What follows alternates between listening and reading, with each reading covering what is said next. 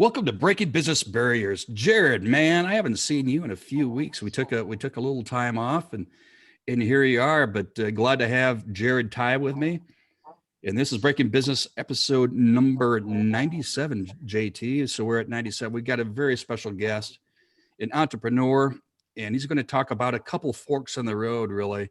And you may ask here soon, so we'll address it quickly. Yes, Jared is on oxygen, or excuse me, Jeff is on oxygen, and we're going to tell you why. And there's a very important message.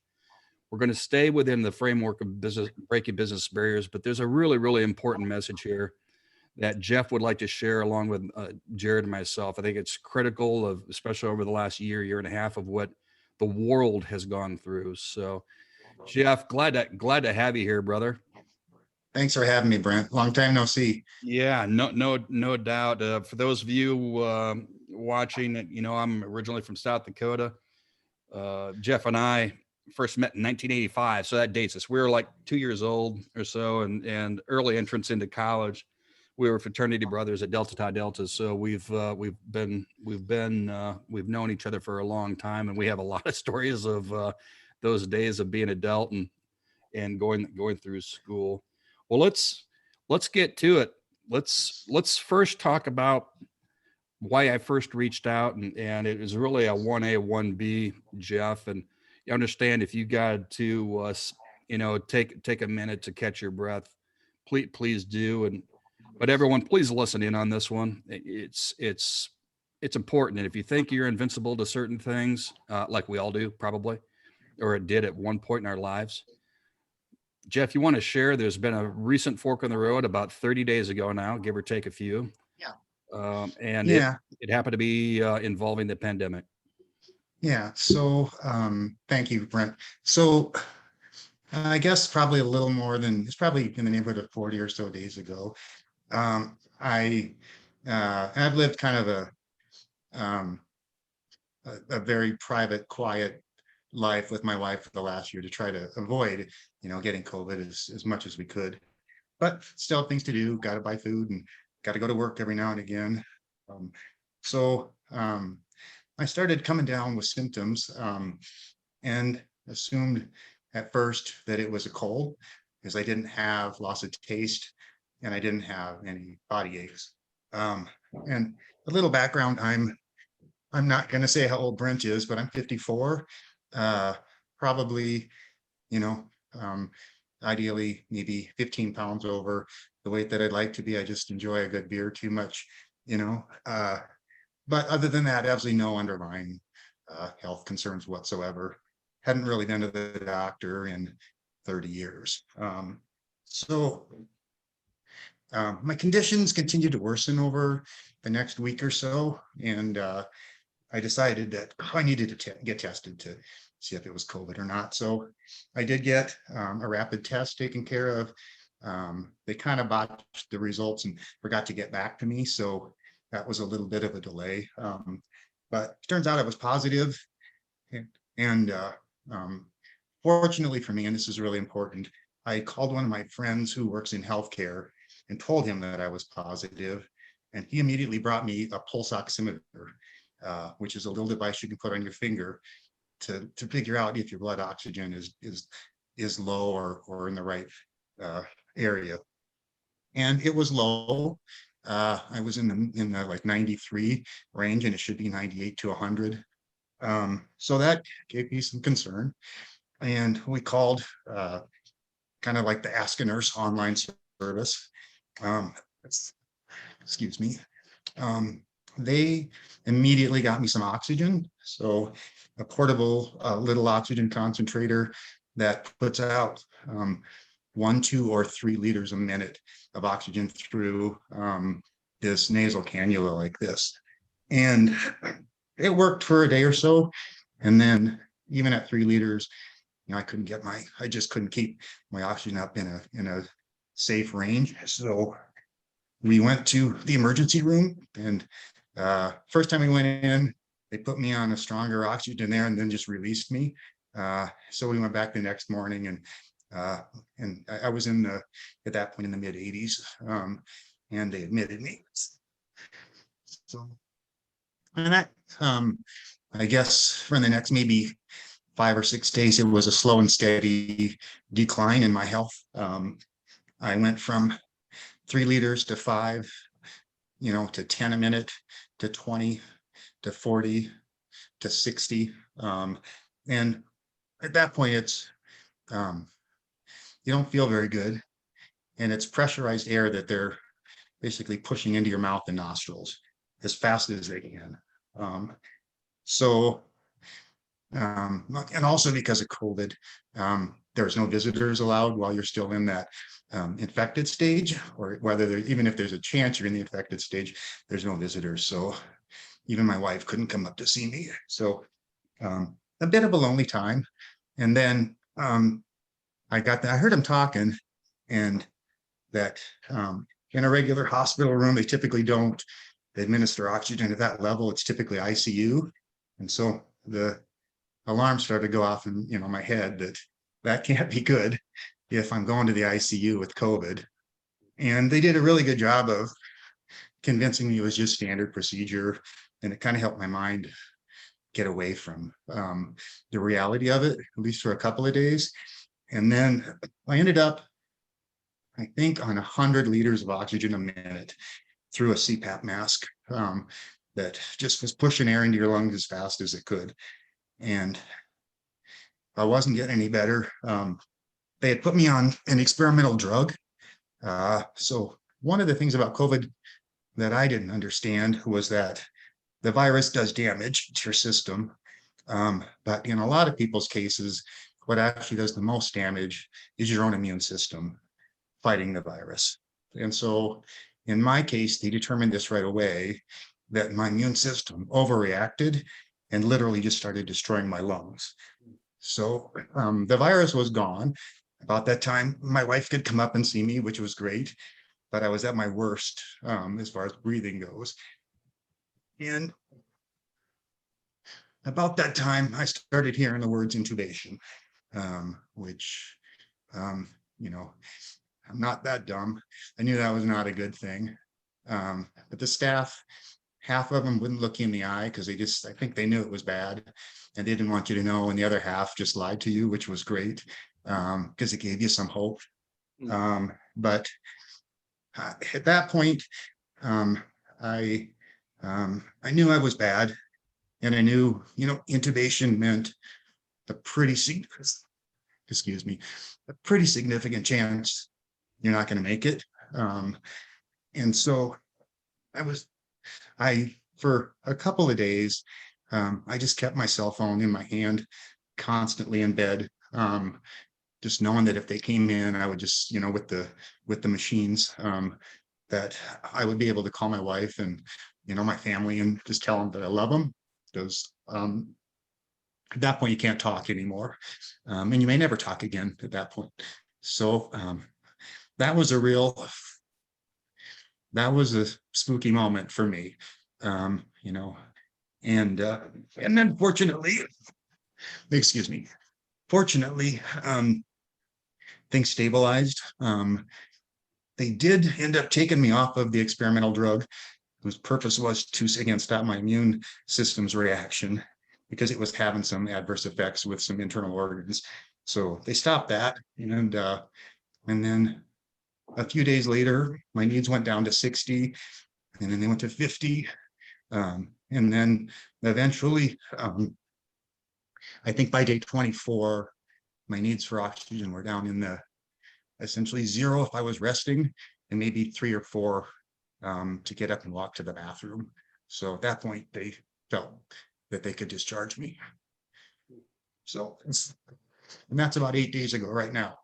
So I still use oxygen, like to talk, but for the most part, I'm off oxygen. If I'm just lounging around, pecking away at the computer or watching TV. Right on. And again, Jeff, we appreciate you sharing your journey. You've as a business owner, you've gone through plenty of journeys, of which we'll touch on. We'll go around there because you have a really pretty neat story to share, I think, there as well. But nothing more important than one's health, family.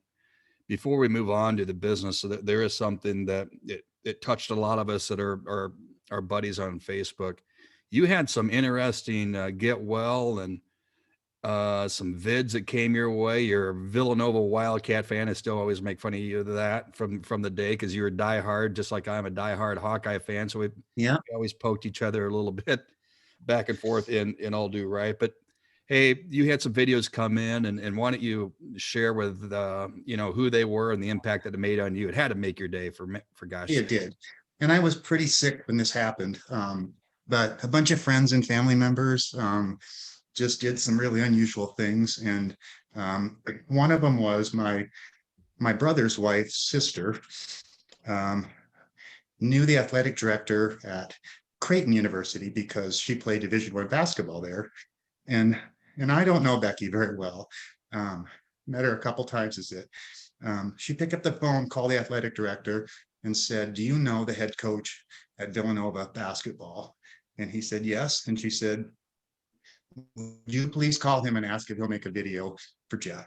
So out of the blue, I gets into my phone I don't know, 90-second video from the head coach at Villanova University that I've been as Brent will say, I've been a Villanova fan since I was maybe 12 or 13 years old. And he gave a shout out to me. Said that the Villanova University, the team would be praying for me, and told me at the end of it that he invited me to come watch a home game and he gave me tickets to a home game there. So that was really cool. I'm also a Magnum PI fan, so I got a video from one of the Magnum PI cast members. If you remember Rick from the old show, that was cool. I got one from Jose Canseco. Um, I got one from the other day. One of my friends sent me one from Bo Derek, which I thought was really interesting. But a number of those came in, and they just made my day when when I was on all those machines and instruments, and just made my day. So super thankful to everybody that went out of their way to do that. Yeah, that was having friends and family. I mean, one call by one person, you were introduced to, and just a meaningful video. I mean, it I got to tell you, it meant a lot just for me on the outside looking in, thinking I knew you had a smile on your face, is not as well as you, as bad as you were feeling, but I knew it put a smile on your face among others. Now, Bo Derek did, That was a weird one. Yeah, yeah. she still looks good though. Still looks good. But one of the things I just want to stress throughout this whole process that has meant so much to me and my wife and my family is just how much my community of friends, and in some cases, people that I didn't even know other than through social media, have come together to chip in and do the work that I was doing around our little farmstead here. And I just can't say enough about how good people are. And you lose track of that, because the news makes people out to be villains, and a lot of them are, but the vast majority of people on this earth are really good people that would do anything for anyone. So let's not lose track of that. That's a fact. Yeah, and I knew you were going to mention that. That's beautiful. JT, do you have something for Jeff? Jeff, I just appreciate you coming on, man. I know it's not easy to, talk about these things. And, you brought up a great point that, just the silver lining of all this is seeing how, people at their, a lot of people, have a lot of good, in them that we might not have known otherwise. But I'm just glad that, glad that you're doing better and, not on oxygen full time. And, that's awesome to see you recovering there. Did you meet other COVID patients that you followed their journey as well? In the hospital, I did not. They didn't permit any of that. We were all isolated. So, talking to the nursing staff, I learned about some other people that were in there, and I just want to stress to people that what happened to me is not the worst case scenario. There are worse things that can happen. The next step is, a respirator. There were 2 people, and there were some deaths while I was up there. There were 2 people who had to be put in a medically induced comas. One was younger than me because their lungs had failed completely, and they were waiting for double lung transplants. So how'd you like to get sick? 10 days later, you're knocked out, in a respirator, and you wake up, who knows when? It could be weeks later before they find, a match with a new set of lungs. Try to recover from that. So I know we all know COVID is a dangerous illness, but it's not only a bad way to die, yet has lasting consequences for survivors. I mean, I'm not complaining because I'm so happy to be alive, but I got 6 to 9 months of work to hopefully get back to normal, and then not knowing what the long-term impact on organs is, or the circulatory system, because I'm dealing with blood clots now too. So stay safe, people, and get vaccinated if you can. Take care of yourself, take care of others. That's an important message. And as we're recording this, I'm awaiting here in May 5th, I get my second. So I'll Awesome. get there. It took a while to get in the first go around, but finally managed to do it. So great message, Jeff. And again, like we talked about from the open, this is no joke. It isn't. We see people around the world, not just in our friendly United States, around the world suffering and not all having an opportunity to recover. And again, we feel invincible in our own way. We'll never get it. None of that. You're as safe as probably my family, as well as Jared's, and how we handle our business. Yeah. One other thing I want to mention about COVID, and I touched on it earlier, but the finger pulse oximeter. I know of at least 3 people right now that had COVID, pretty bad cases, didn't know to get one of those. They're $10. Didn't know, and just battled it out at home. Some of them, one of the cases was a couple of weeks of essentially bedridden at home. And one of the things that happens if you can't monitor your oxygen level and it drops below a certain level, typically 85, it will cause permanent damage to your brain and organs. So you may think, and some of those people didn't even get diagnosed with COVID because they didn't want to go to the doctor. But, now you're talking about, COVID brain fog. That's caused by a lack of oxygen to the brain.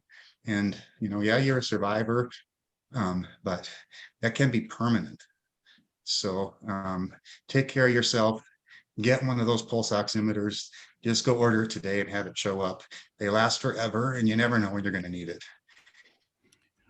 Great message. And for those of you listening, you can always wish Jeff well. You can find him on Facebook. Yes, he is always been, as far as I remember, a private person. That doesn't mean that he is exclusive only to his close friends and family. He's just operated that way. And I am exclusive to good people, though. Yeah, that's right. Thank you. Some things never change, man, and he's been that way. And it's one of the things that it's why he has a lot of very, very close friends that mean a lot to him. JT? Jeff, I'd love to hear more about your story. So you and Brent went to college together. You guys were in a fraternity together. I'd love to hear more about where you went after college and your journey over the years. So after college, I went to the business school at the University of South Dakota, graduated without any high honors or anything like that, but got through in pretty good shape. And upon graduation, I started looking for a job, and it turns out the recruiters weren't really coming to Vermillion, South Dakota, which was a problem. So the best job that I got offered in 1989 was a job doing inner city collections for the IRS with a gun at $7 an hour. And that didn't sound too appealing to me. So as it turns out, my parents had a small retail store and they were inching closer, towards retirement, I guess, and they didn't want to do it anymore. So they offered to sell me that store on a contract for deed. It was just straight retail in a mall. And I just didn't really have any other options. So I bought it from them. And it went really, really well. I think we were the fastest growing store in the mall the 2 years that I owned it. Sold it, made a little money. And then I started a wholesale business with my father as a minority partner in that, which is just wrought with problems. As you can imagine, we were two very similar personalities, and I had final say. So trying to overrule your dad sometimes isn't the most enjoyable thing in the world. So to his credit, he sold me his 20% and said, I'm just going to work for you. So hats off to dad, wherever you are these days. Appreciate that. And so I worked in that business for, I think, 17 years.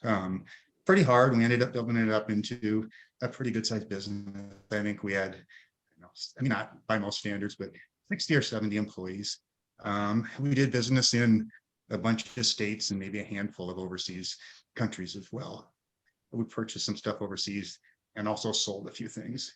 So that was fun. And I ended up, the not fun part of it was I decided we'd gotten growth wise to the point where we needed more financing than I was comfortable taking on debt.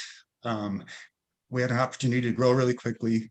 So I ended up selling the business to a much larger company under the agreement that I would still run it, that division of it, and they would provide resources. So I made a stupid mistake, sold them the business essentially for inventory and assets, and with the assumption that I would get paid out over the next 3 years of my employment contract.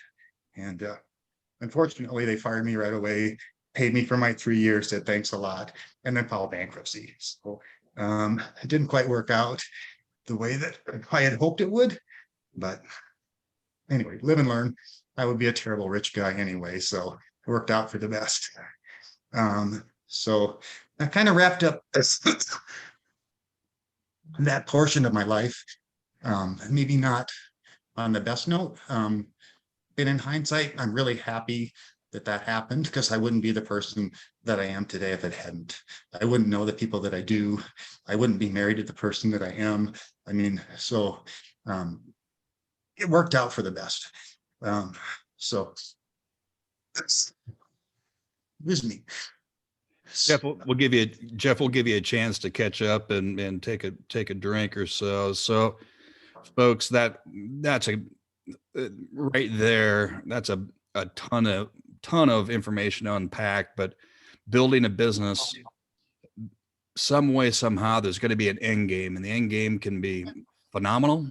It can be it'll come. That whole path of 17 years, tons of work, probably a lot of long hours.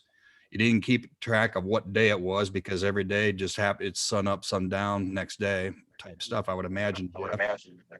But you got to spend some more time that most people don't have that opportunity to spend with your dad. Albeit it might have been some battering rams going back and forth a little bit in a father-son way. But all right, so you sell your biz, Jeff, and okay, moved on, lesson learned, right? Moved on. It's something I'll never forget, and I think this kind of runs together. You and your bride decided to buy a sailboat. Yeah. She had been going through kind of the same thing at work, where she just was not getting the satisfaction out of it.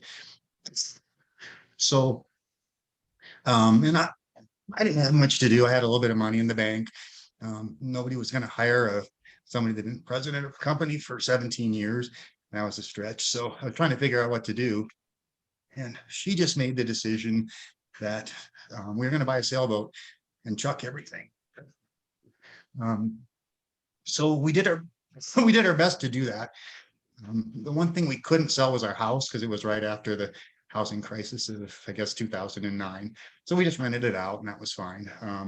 Bought a boat in San Francisco.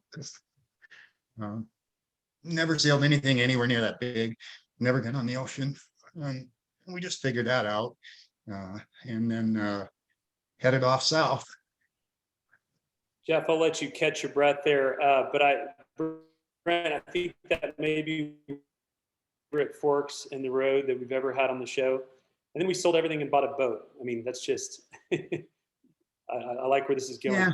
Yeah. It was the reset switch for us. We just needed something different. And so we intended to sail to, initially we intended to sail to Australia.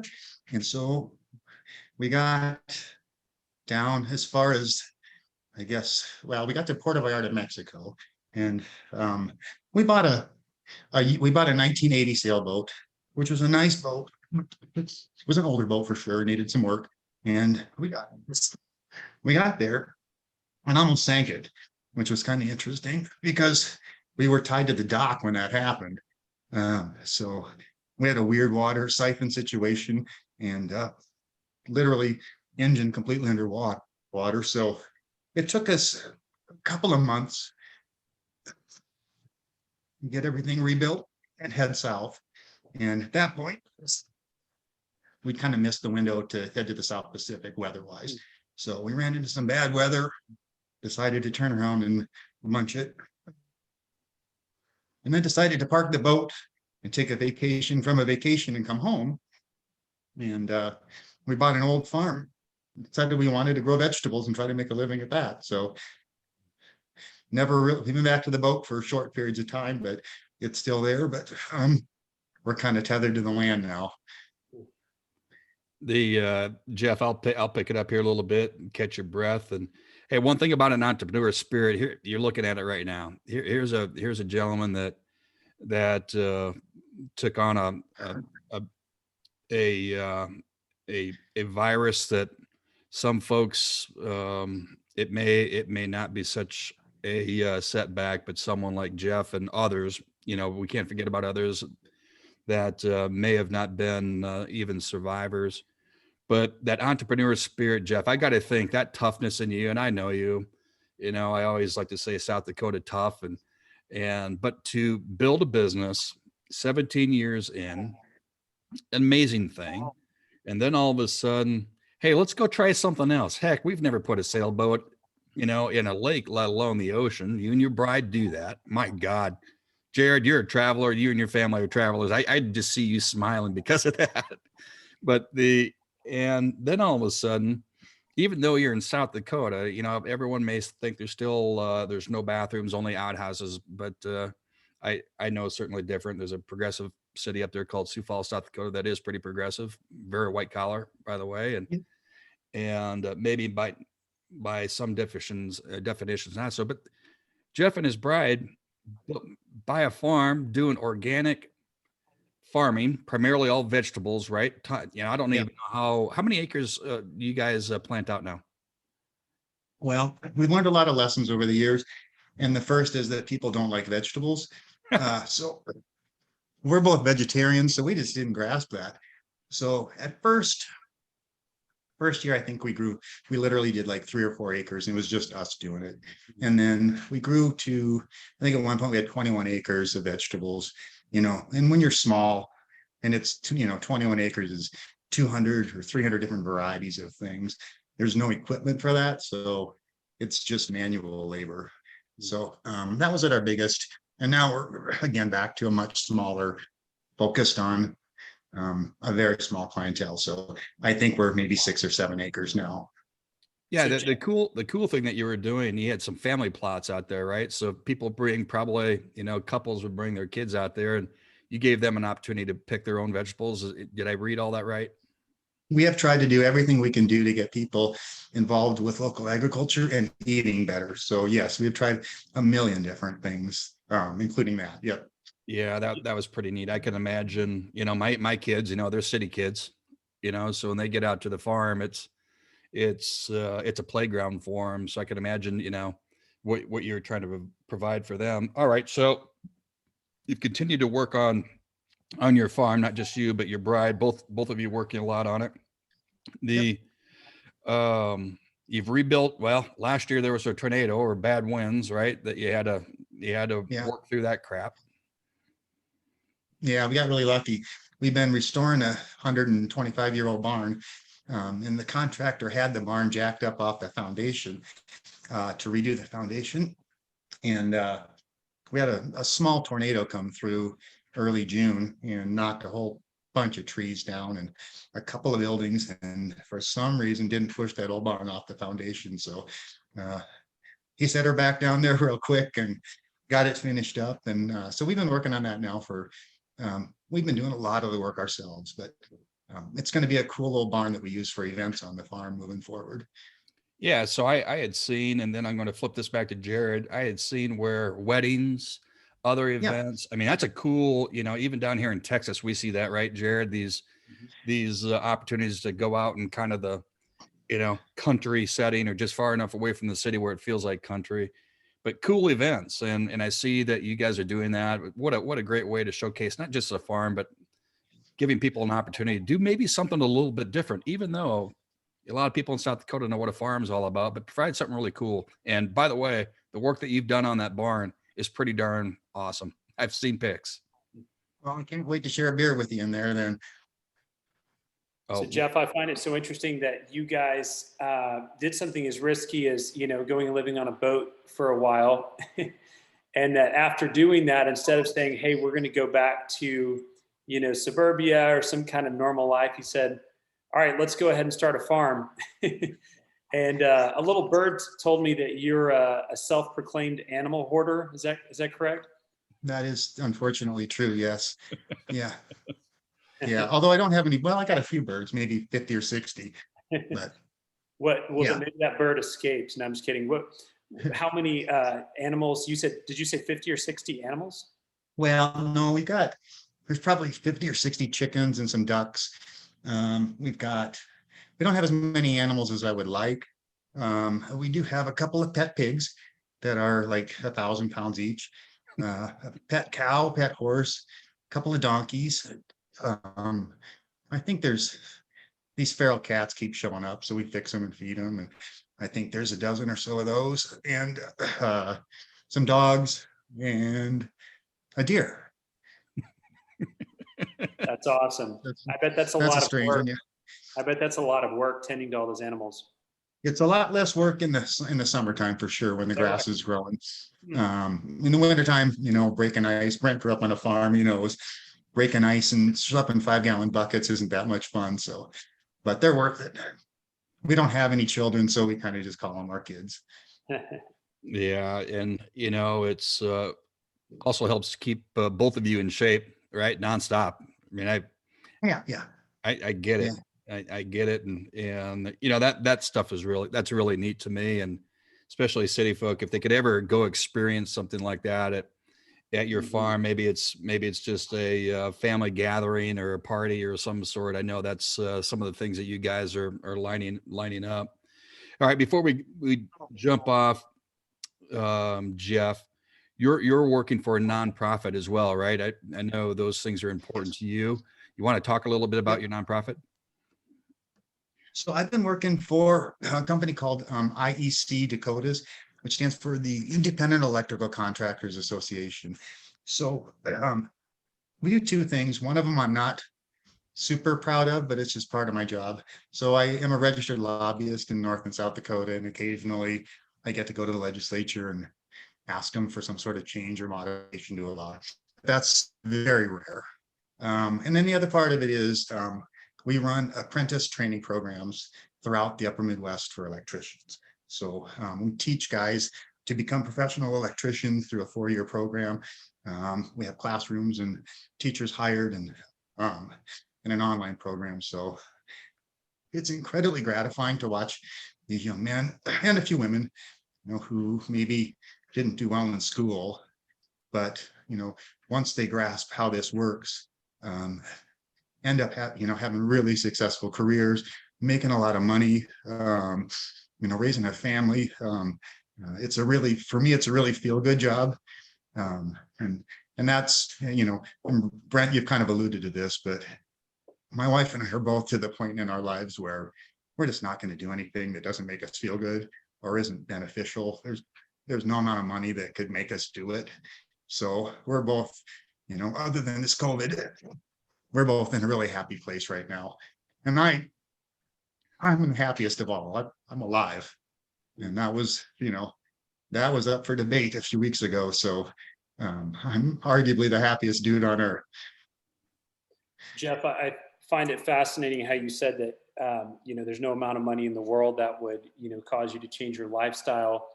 I was at church a couple weeks ago, and the pastor said that he said that he asked people if they would. Basically what he said is that everyone has something that's worth millions of dollars, and of course it got everyone's attention. And they said, "What do you mean?" And he said, "Well, if you've got your life, if you've got your spouse, if that was up for grabs, or even your eyesight." How much money would you pay to get it back? And they say, well, $2 million if I had it. And he says, all right, then you have something that's worth $2 million. Yeah, that's true. Yep. You can build the value yourself. Just, the equity's all on you. I agree completely. Yeah. I'm going to remember that quote right there, JT. We'll use that down the road. Equity is all on you. That's a good one, Jeff. I really like that. That will be written on your summary. And also, go ahead. We just all have the opportunity to do, maybe not all the time, but to do good things and help people. And we all have that. It makes us feel good. It adds value to your life, adds value to other people's lives. So just find the time to make yourself feel good and build some of your own equity. Jeff, you pretty amazing story. And when I reached out to you, I somewhat hesitated, and I thought, well, I know you, and you've got a big heart, whether it was going to be on this episode or one down the road a little bit, because I knew that you were still, you're a long ways away from the recovery finish line, but you're working on it, and it put smiles on my face just to see you getting better, outside of the day that you got released. I mean, following you and your family has been uplifting, for a lot of us. And I see a lot of comments. And when you get the head coach of Villanova, man, sending you a personal message, that is really cool. Farrah Fawcett, a little weird, but hey, you know what? I hope you don't have that poster anymore. Maybe your bride made you get rid of that when you got married. But you know what, folks, here we have an entrepreneur, he's been through hills and valleys, made a decision years ago. Hey, I'm, sailboat's still around, but we're going to live on a farm, and we're going to do this and have a really quality life. And I can't imagine someone being better at working a nonprofit than you. And that is really neat, because I think the trade jobs out there, or professions, the last 25 years have really been kind of pushed off. Yeah. Those are just as important today as computer technology. It just is, for sure. They have to happen. Absolutely. Yep.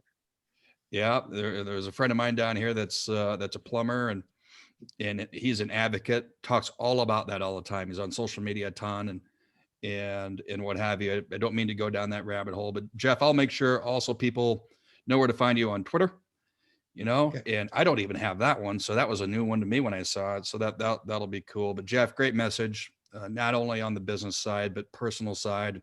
And folks, again, Jeff was very careful. He and his family were very careful, and somehow, some way, COVID found him. And I didn't ask you this. I don't think your wife caught it, did she? So interestingly, yeah, my wife gave it to me. Ah, all right. We still don't know how, she works at home, occasionally goes to the grocery store, but she had a super mild case of it, sniffles for maybe a day and a half. And that was it. And we didn't think anything of it. She never had a fever. She never had anything else. So we just assumed it was a cold. And then turns out it was not. So yeah, this is on her. Well, and you still love her. So, and she loves you. So I do. Yep. All good there. Well, Jeff, thanks for joining Breaking Business Barriers, a special edition, I might add, episode 97. On behalf of Jeff Kirstein, our guest, and myself, Brent Duham, along with Jared Ty, it is definitely always going to be upward and onward. Thanks all. You all take care. Thanks, guys.